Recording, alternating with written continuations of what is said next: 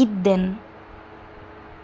وانا معايا الكبده مجهزاها ومقطعاها، اول ما السمنه عندي او الزيت احس بان خلاص الصينيه سخنت قوي، هنزل بالكبده بتاعتي.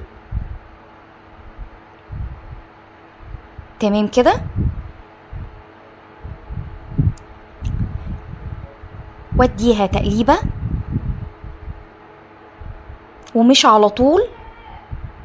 يعني انا ممكن بالقماش امسك الصينيه واهز الصينيه، مش دايما بستخدم المعلقه، لحد ما لونها يدخل كده. احنا عارفين ان الكبده ما بتاخدش وقت خالص، والكبده الاسكندراني اضافاتها مش كتير خالص، كل الحكايه توم زي ما انتوا شايفين كده، ودي التركايه اللي بتخليها زي بتاعه اسكندريه بالظبط.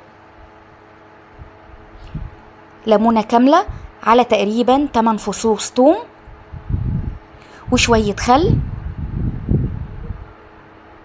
وشويه كمون. ممكن تضيفي اي اضافات تانية زي شطة، في توابل خاصة بالكبدة، واضيف الخلطة التحفة دي واديها تقليبة مع الكبدة. واخر اضافة هنحطها دلوقتي مع بعض فلفل رومي او فلفل حامل خليط مع بعض، او زي ما تحبوا، وشوية ملح وشوية كزبرة.